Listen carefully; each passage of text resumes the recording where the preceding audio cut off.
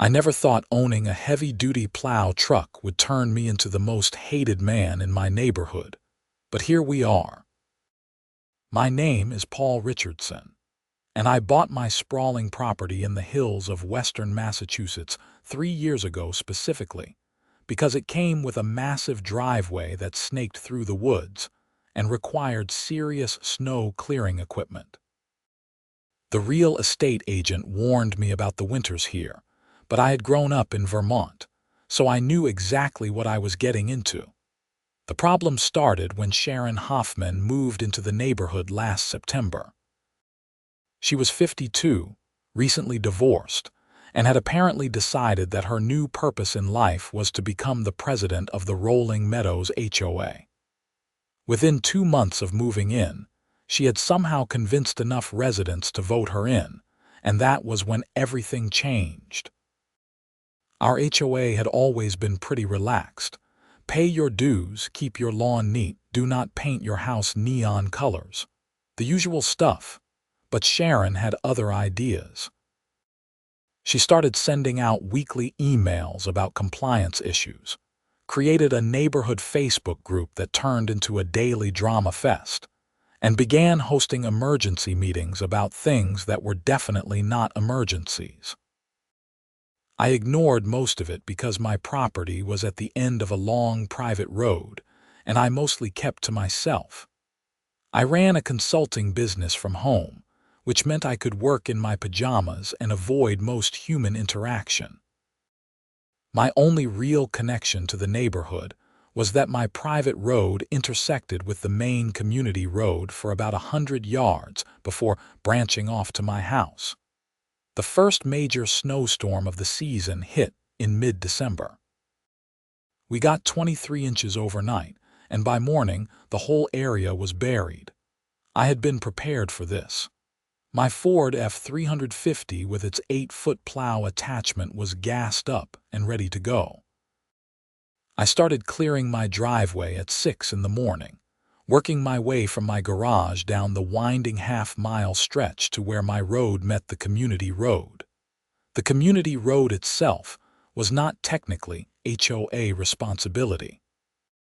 The town usually plowed it by mid-morning, but everyone knew that our little development was low priority. They would get to us when they got to us. So most people with 4-wheel drives just powered through, or they waited until the town showed up. I had just finished clearing my own driveway and was heading back up to park my truck when I saw Sharon standing at the intersection of my road and the community road. She was wearing a bright purple parka and waving her arms like she was directing traffic at an airport. I rolled down my window. "Morning, Sharon. Paul, I need to talk to you about your plowing," she said, walking over to my truck. Her breath came out in white puffs in the cold air. "What about it?" "Several residents have noticed that you have a plow truck, and we think it would be beneficial for the community if you could help clear the roads." She smiled, but it did not reach her eyes.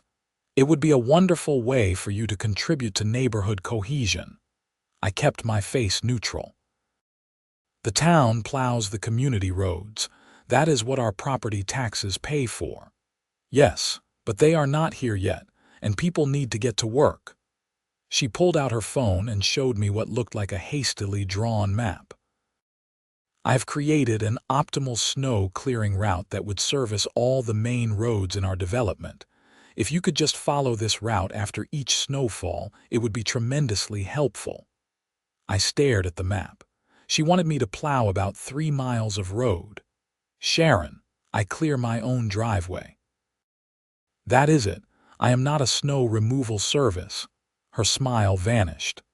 "I think you are being selfish. You have the equipment and it would only take you an extra hour or so."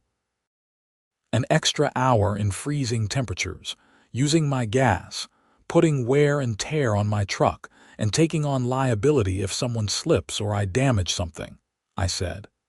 "No thanks."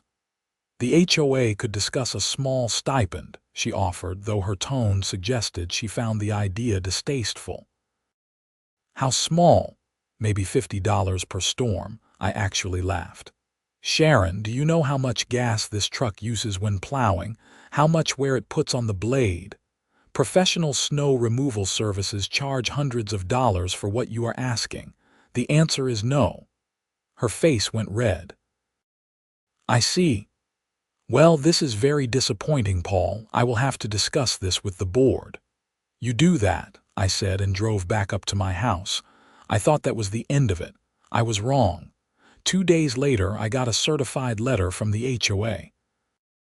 It informed me that I was in violation of Section 12, subsection 4 of the HOA bylaws, which stated that all homeowners with specialized equipment suitable for community maintenance must make said equipment available for community use upon reasonable request. I read the bylaw 3 times. It was vague enough to be meaningless and specific enough to be annoying. I pulled out my copy of the HOA bylaws, something I had skimmed when buying the house but never really studied. Sure enough, there it was, buried on page 47. The letter demanded that I either comply with Sharon's snow clearing route or face a fine of $200 per violation, with each snowfall counting as a separate violation. I called my lawyer, a guy named Tom who handled real estate issues and had helped me with the house purchase. He read the bylaw over the phone and was quiet for a moment. "This is problematic," he finally said. "Can they actually enforce this? Maybe. The bylaw exists, and you signed the HOA agreement when you bought the house. But the phrase reasonable request is doing a lot of work here. Asking you to plow 3 miles of road for $50 is arguably not reasonable. Also, there are liability issues they are not addressing. If you plow and someone gets hurt, who is liable? The HOA has not thought this through. So what do I do? I will send them a letter explaining your position and the liability concerns. That might back them off. But Paul, HOAs can be vindictive. Be prepared for this to get ugly." He was right. Sharon's response to Tom's letter was to call an emergency HOA meeting. I did not attend, because I was not interested in being lectured by a room full of neighbors I barely knew. But my friend Dave, who lived 2 streets over, went and gave me the full report afterward. According to Dave, Sharon had spent 45 minutes ranting about my refusal to be a team player and how I was endangering the community by not sharing my resources. She had proposed increasing my fine to $500 per violation and had actually gotten several people to agree with her. It was wild, Dave said. He was sitting in my living room, drinking the coffee I had made. She made it sound like you are hoarding life-saving equipment during a disaster. A couple of people pushed back and said the town should handle the plowing, but Sharon shut them down. She has people wrapped around her finger. "This is insane," I said. "It is a plow truck, not an ambulance." "I know, man, but she is not going to let this go. You embarrassed her by saying no." The next snowstorm came a week later, right before Christmas. Another 18 inches. I cleared my driveway like always and ignored Sharon's increasingly aggressive emails about the community route. 2 days after the storm, I got another certified letter with a $500 fine. Tom advised me to pay the fine under protest while he worked on challenging the bylaw.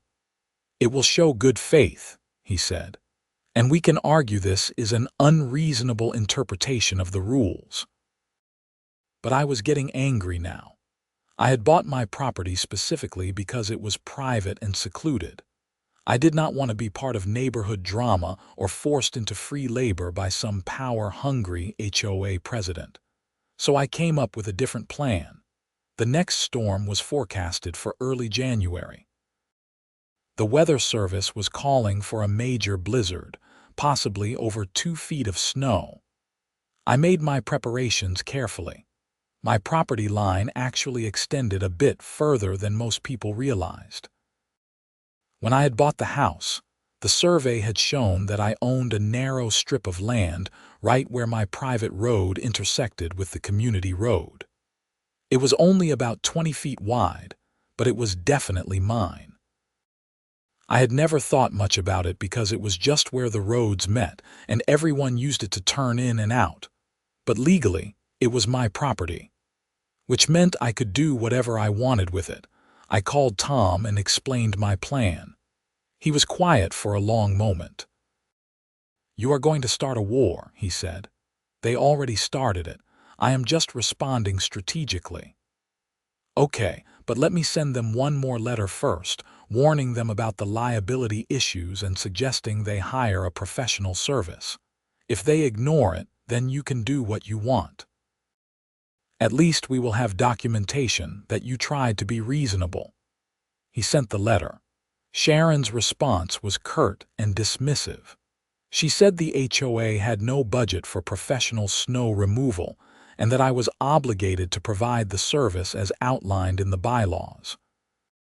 She also mentioned that my continued refusal was creating a hostile environment and could result in further penalties. That was all I needed to hear. The blizzard hit on a Tuesday night. By Wednesday morning, we had 28 inches of fresh snow and drifts up to 4 feet in some places.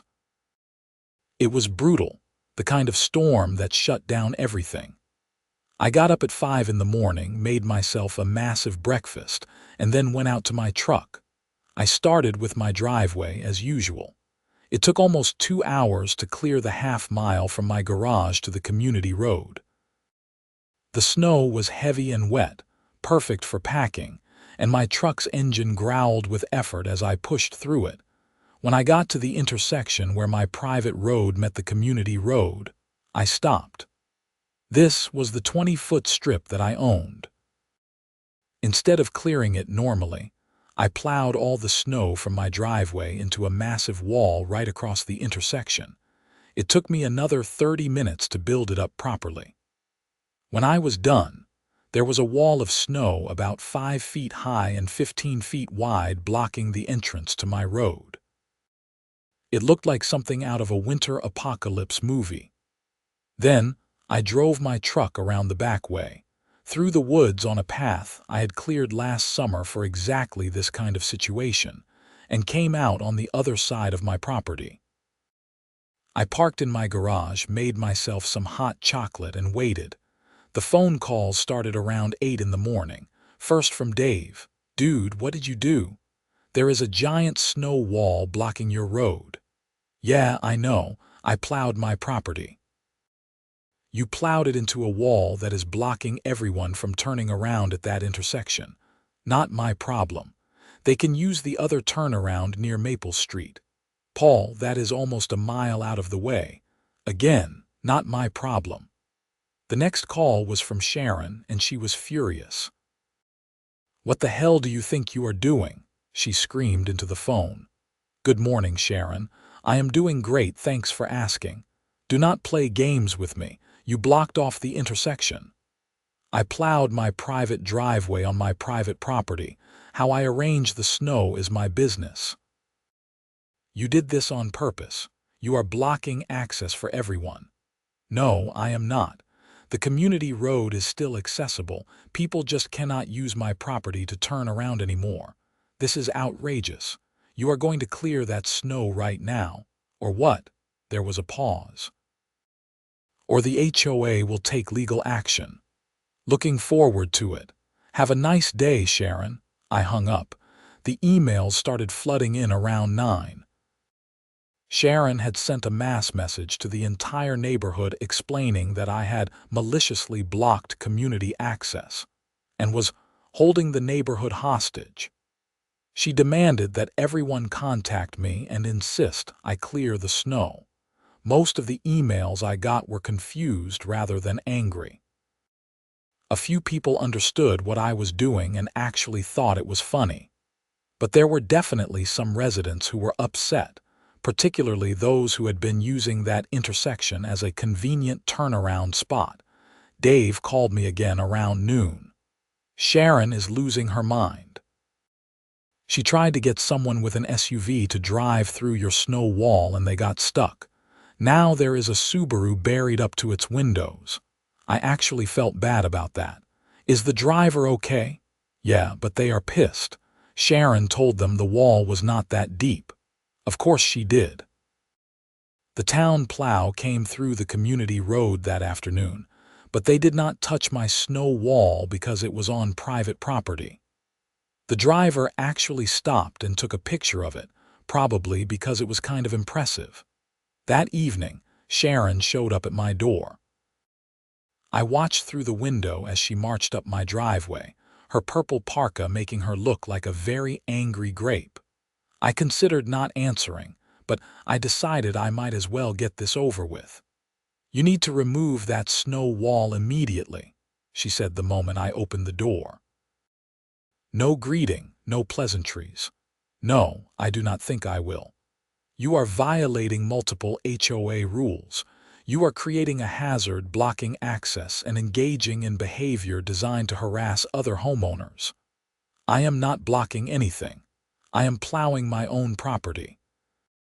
If you want access to my property, you can make a formal request and we can discuss an easement agreement. Until then, my land is my land."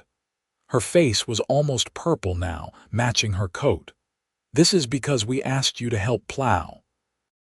"No, this is because you demanded I provide free labor, threatened me with fines, and dismissed every reasonable concern I raised. You want to play HOA games? Fine. I know the rules too. The board will hear about this." "I am sure they already have. Have a good evening, Sharon." I closed the door.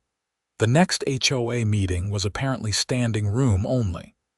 Dave told me that Sharon had worked everyone into a frenzy about my snow wall, claiming it was a safety hazard and a violation of community spirit. She proposed a special assessment against my property to hire someone to remove the wall and a penalty fine of $2,000. But something unexpected happened. A few homeowners had actually looked into the property records after my snow wall incident. They discovered that I was right. The intersection was on my property. And once people started digging into the HOA bylaws more carefully, they found other problems. The bylaw about sharing specialized equipment, it turned out, had been added to the bylaws 3 years ago without a proper vote. Sharon's predecessor had just slipped it in during a revision, and no one had noticed.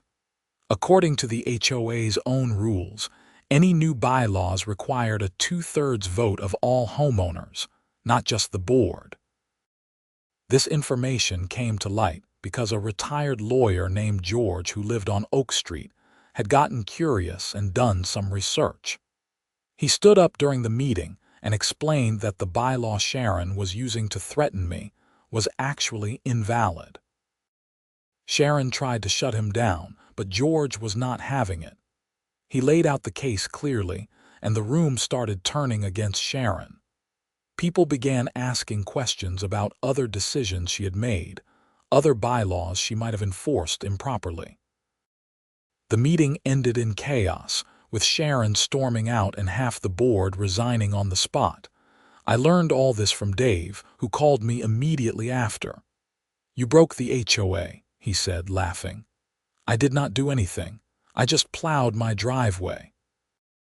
"Yeah, but it made people actually look at what Sharon was doing. She has been running things like a dictator and nobody questioned it until now." "So what happens to my snow wall? Dude, I think you can keep it up forever if you want. It is your property." I considered that. The wall had made its point.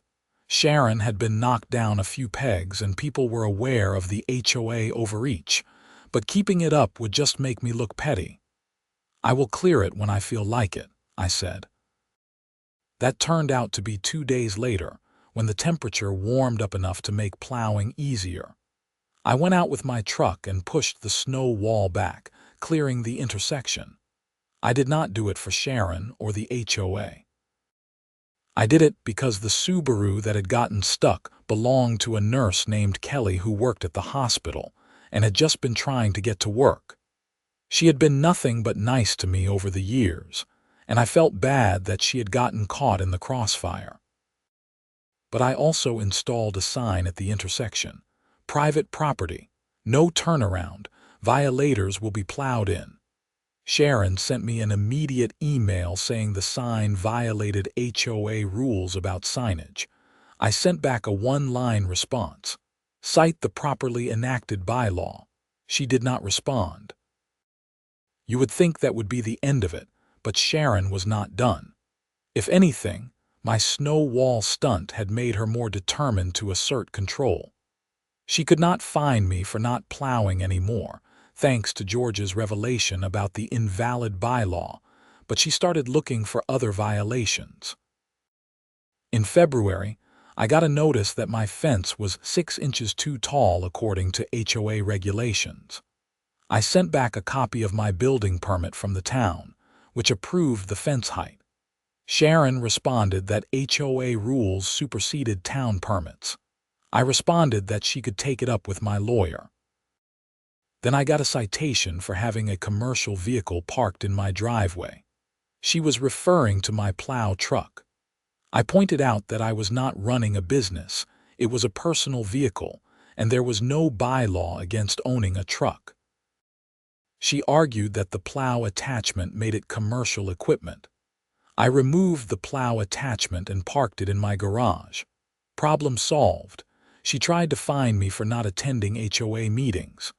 I showed her the bylaws that said attendance was voluntary. She claimed I was required to respond to HOA emails within 48 hours.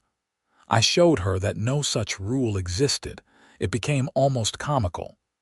Every week, there was a new notice, a new supposed violation. And every week, I or my lawyer would shoot it down with actual references to the bylaws or state law. Meanwhile, the neighborhood was fracturing. Some people supported Sharon, mostly folks who bought into her vision of a tightly controlled community where everyone followed the rules and kept their properties immaculate. But more and more people were getting tired of her aggressive enforcement and constant drama. The Facebook group Dave had mentioned earlier had become an all-out war zone. People were arguing about everything from trash can placement to the color of Christmas lights. Sharon tried to moderate it with an iron fist, deleting posts she disagreed with and banning people who challenged her. Eventually, someone created a second group called Rolling Meadows Real Talk, and half the neighborhood joined it just to get away from her censorship. In March, the HOA board finally held new elections. Sharon ran for president again, but this time she had serious opposition. George, the retired lawyer who had uncovered the bylaw issues, agreed to run against her. I actually went to the meeting where they held the vote, mostly because Dave convinced me it would be entertaining. He was right. Sharon gave a 20-minute speech about her vision for the community, emphasizing order, compliance, and property values. She mentioned me by name several times, calling me an example of the kind of selfish homeowner who put individual interests above community good. George's speech was 5 minutes long. He said the HOA should stick to basics, stop harassing residents, and follow its own rules properly. He got a standing ovation. Sharon lost by a landslide. She got maybe 15 votes out of nearly 100 cast. I thought that would finally be the end of it. Sharon would slink away, lick her wounds, and leave everyone alone, but I underestimated how deep her grudge ran. The next major snowstorm came in mid-March, one of those late-season surprises that dumps heavy, wet snow when everyone thinks winter is over. We got about 14 inches overnight. I cleared my driveway in the morning as usual. I made sure to push the snow neatly to the sides, leaving the intersection completely clear. No walls, no drama, just normal plowing. But when I came back up to my house and parked, I noticed something weird. There were tire tracks in the snow on my lawn like someone had driven across it. I got out to investigate and found that someone had deliberately driven through my front yard, tearing up the grass underneath and leaving deep ruts. I checked my security cameras. I had installed them after Sharon's harassment campaign started, figuring I might need documentation of something eventually. The footage was clear. At around 6 in the morning, right after I had gone out to start plowing, Sharon's silver Lexus had pulled into my driveway, driven across my front lawn in several loops, and then left. She had deliberately vandalized my property. I saved the footage and called Tom immediately. "She is done," he said after watching the video I emailed him. "That is criminal property damage. You can press charges." "Will that actually go anywhere with this video?" "Absolutely. And you can sue her for the cost of repairing your lawn." I thought about it for a while. Part of me wanted to just let it go. The HOA situation had already taken up way too much of my energy, and Sharon was no longer in power. Did I really want to drag this out further? But then I looked at my lawn again. It was not about the grass. It was about the fact that she thought she could do whatever she wanted to me without consequences.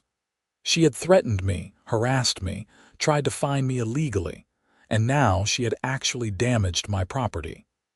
Enough was enough. I called the police non-emergency line and filed a report. The officer who came out was a guy named Ramirez who had been on the force for about 15 years. He looked at my lawn, watched the security footage and nodded slowly. "Yeah, that is pretty clear-cut," he said. "I will file the report and follow up with her. Do you want to press charges?" "Yes," I said.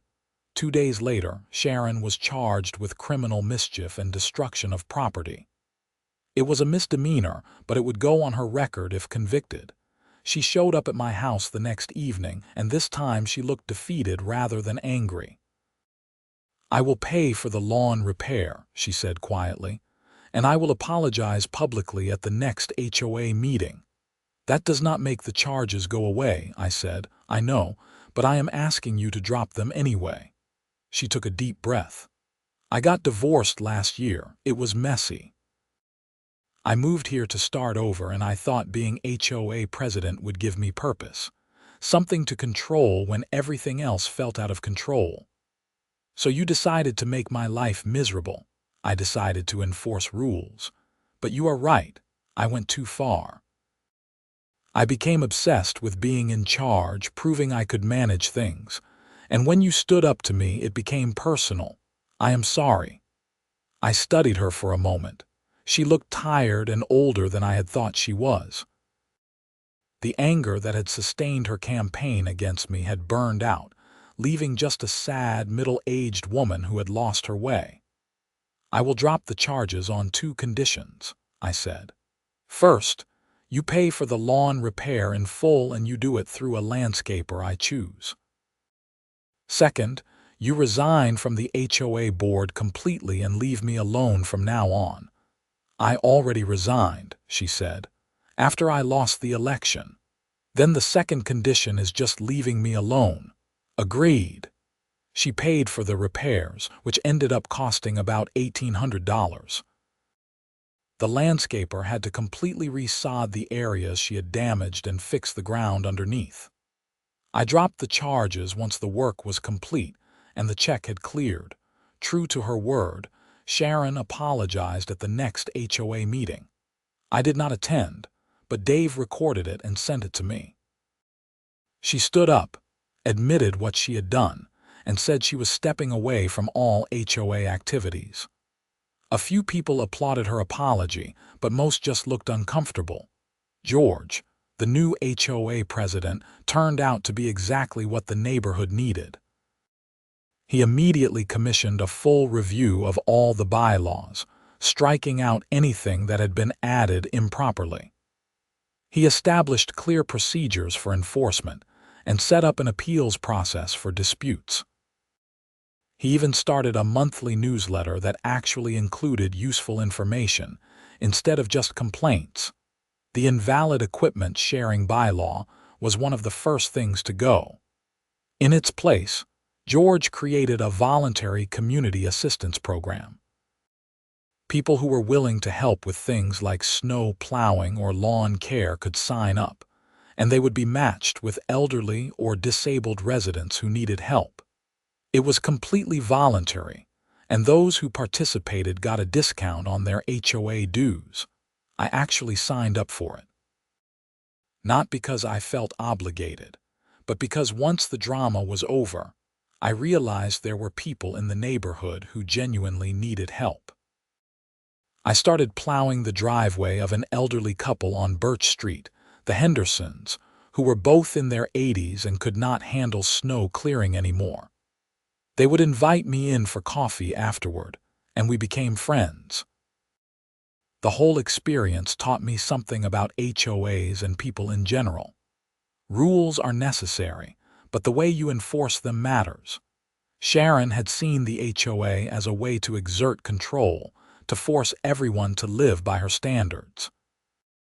George saw it as a way to help a community function smoothly while respecting people's autonomy. The difference in approach changed everything. My relationship with the neighborhood improved dramatically once Sharon was out of the picture. People stopped seeing me as the difficult guy who would not plow and started seeing me as just another homeowner trying to live his life. I started attending some of the HOA meetings, not because I had to, but because they were actually productive now. Dave and I became better friends. He was a software engineer who worked from home like me, and we would get together every couple of weeks to watch hockey and complain about our respective projects. The Hendersons introduced me to other neighbors, and I found myself invited to a few barbecues and block parties. It turned out that when people were not being pitted against each other by an overbearing HOA president, they were actually pretty friendly. I even ran into Sharon occasionally at the grocery store or the post office. We would nod politely to each other and go our separate ways. No drama, no arguments, just two people who had been in conflict and had moved past it. One afternoon in late May, I was working in my garage when George stopped by.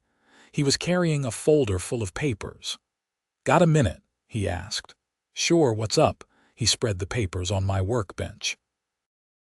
They were the results of the bylaw review he had commissioned. "I wanted to show you this before we present it to the community. We found about 20 different bylaws that were either improperly enacted or so vague they were unenforceable. We are recommending that the whole thing be rewritten from scratch." I scanned through the list. It was impressive work. "This is great, George. The neighborhood is lucky to have you."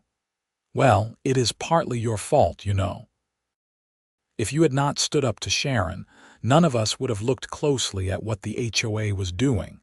Sometimes it takes someone refusing to go along to get everyone else to wake up.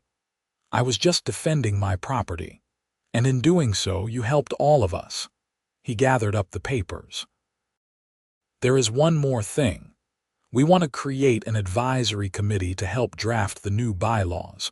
Would you be interested in joining?" I almost said no automatically. The whole point of my property was to have privacy and peace. But then I thought about the Hendersons and Dave and the other neighbors I had gotten to know. I thought about how much better the neighborhood had become under George's leadership. "Yeah, I will do it," I said. The committee met once a week for 3 months. There were 7 of us: George, me, Dave, a lawyer named Patricia from Maple Street, a retired teacher named Robert, and 2 other homeowners I had not known before.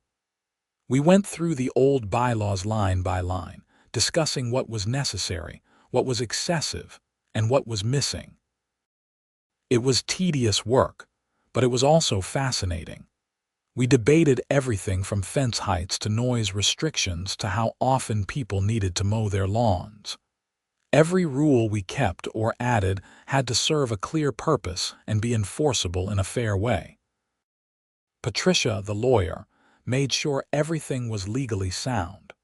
Robert brought a common-sense perspective from his years as a teacher dealing with rules and young people. Dave kept us from taking ourselves too seriously, cracking jokes whenever the discussion got too heated. My contribution was mostly pushing back against anything that felt like overreach. Every time someone suggested a rule that would give the HOA too much power or invade people's privacy, I would ask, how would this have been used against me 6 months ago? It became a kind of test for whether a rule was reasonable. By August, we had a draft ready.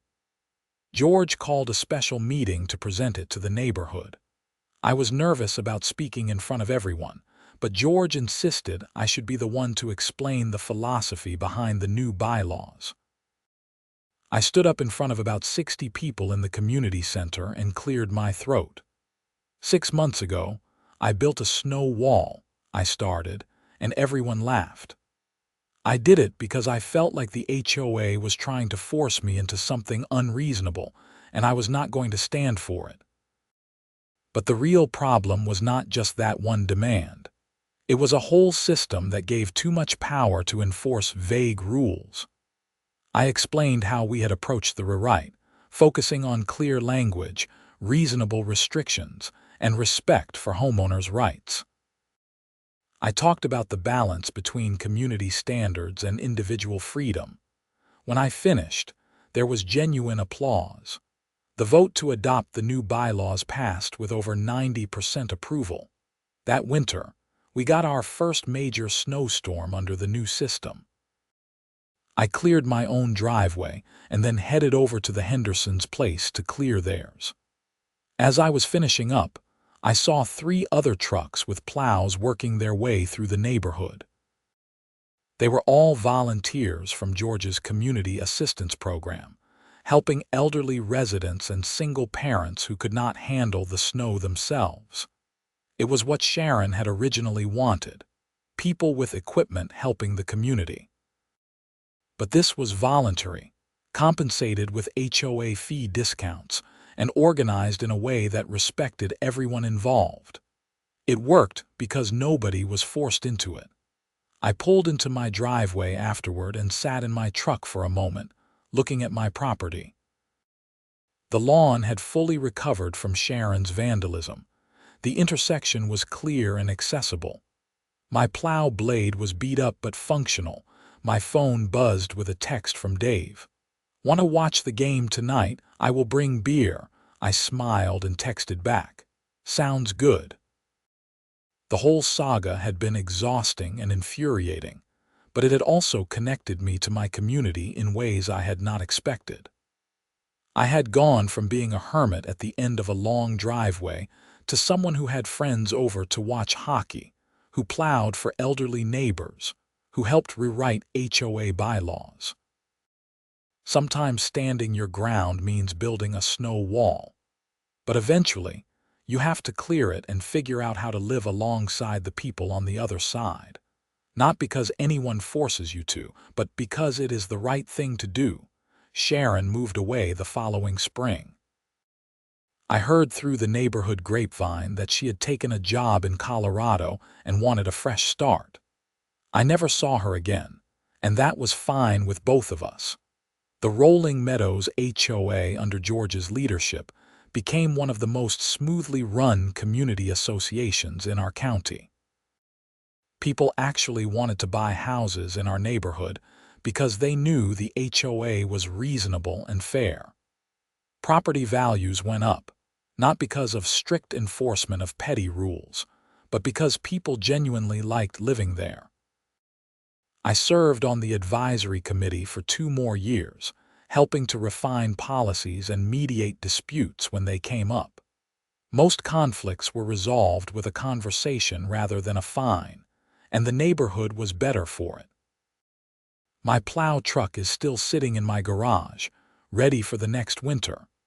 The blade is scarred and dented from years of pushing snow, but it works perfectly. Sometimes neighbors ask if I regret building that snow wall, if I wish I had handled things differently. I tell them no. Because that snow wall, ridiculous as it was, made people pay attention. It forced a reckoning with an HOA that had lost its way. And ultimately, It led to real change that benefited everyone. Plus, it made for one hell of a story. The HOA never demanded I share my snow-clearing route again. Instead, they learned to ask, to offer fair compensation, and to respect that equipment and time have value. They learned that community is built through voluntary cooperation, not forced compliance. And I learned that sometimes you have to block access and plow around the problem before you can clear a path forward. Not just with snow, but with people and rules and all the complicated dynamics of living in a community. My driveway is a half-mile long, winding through trees and up a hill to my house. Every time it snows, I go out with my truck and clear it, pushing the white powder to the sides, creating a path from my home to the world beyond. It is my route, my property, my choice. And that is exactly how it should be.